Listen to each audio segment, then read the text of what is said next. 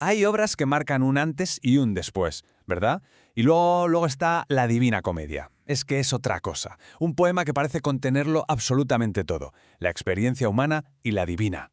Enfrentarse a ella es un desafío, no nos vamos a engañar. Pero también es un viaje increíble. Y justo ese viaje es el que estamos a punto de empezar. A ver, imaginemos por un momento que para encontrar la salvación, para llegar a entender la verdad de todo, tuvieras que bajar a la oscuridad más profunda, enfrentarte a cada pecado, a cada castigo, cara a cara. ¿Qué se aprendería sobre la naturaleza del mal y también del bien? Pues bien, para Dante Alighieri esto no era una pregunta cualquiera.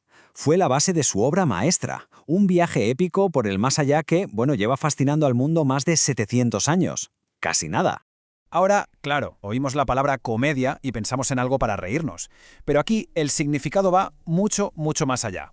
Dante no escribió una comedia de chistes, sino algo que los expertos llaman la comedia del ánima, la comedia del alma.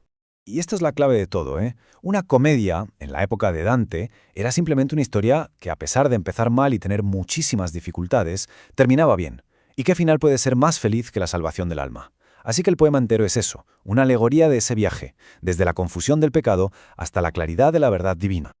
Entonces, ¿cómo arranca esta peregrinación tan épica? Pues como muchas de las grandes historias, con un protagonista que está completamente perdido. Dante, a mitad del camino a su vida, se da cuenta de que está en una selva oscura. Esto es una metáfora brutal de una crisis espiritual, de estar perdido. Y es justo ahí donde aparece Virgilio, que era su ídolo, su poeta de referencia, para decirle que solo hay una forma de salir, atravesando los 3 reinos del más allá. Y el primer destino es el más aterrador de todos, el infierno. Pero ojo, el infierno de Dante no es un caos sin más, es un lugar con una lógica de hierro, terrible, sí, pero donde cada castigo encaja a la perfección con el pecado cometido. Aquí tenemos que entender el concepto clave del infierno, la pena eterna. Las almas que están aquí no es que se arrepientan, es que no pueden.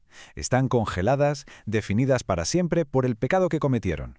Su error no es un recuerdo, es su realidad, una y otra vez, para siempre. Es una existencia, en fin, sin la más mínima esperanza. Virgilio le explica a Dante que el infierno tiene una estructura moral muy clara. Los pecados se dividen en 3 grandes grupos y cada uno es peor que el anterior. Primero la incontinencia, la lujuria, la gula, la falta de autocontrol, vaya, es lo menos grave. Luego viene la violencia. Y lo peor de todo, en lo más profundo del infierno, está el fraude. ¿Por qué? Porque el fraude corrompe la razón, el intelecto, justo lo que nos hace humanos.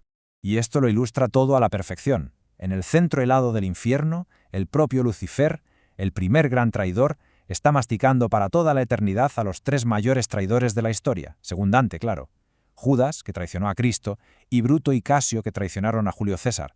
La traición para Dante es el pecado definitivo, y por eso su castigo es el más espantoso. Después de escapar por fin de esa oscuridad eterna, Dante y Virgilio salen y vuelven a ver las estrellas. Han llegado al purgatorio. Y el cambio de ambiente es inmediato.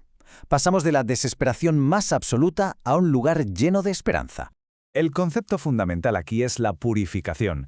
A diferencia total del infierno, las almas del purgatorio sí se arrepienten. Y no solo eso, aceptan su sufrimiento con alegría, porque saben que cada segundo de dolor las está limpiando, las está acercando un poquito más a Dios. Es un lugar de transformación, de cambio real.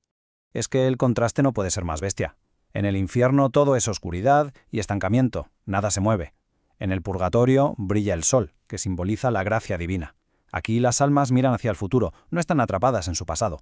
Su arrepentimiento, lo que hicieron mal en vida, se convierte ahora en el motor que impulsa su esperanza. Por fin, Dante está purificado y listo para subir al paraíso.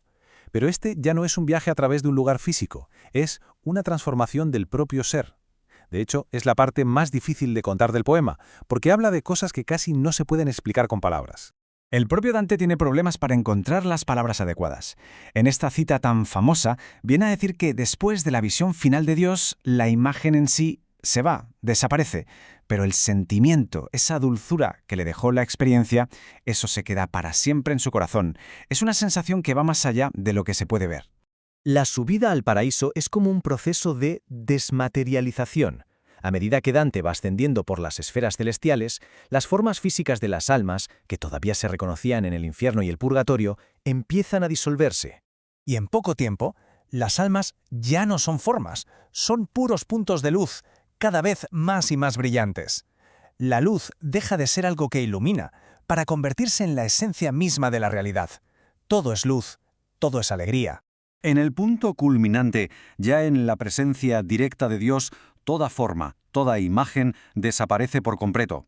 La vista ya no sirve de nada.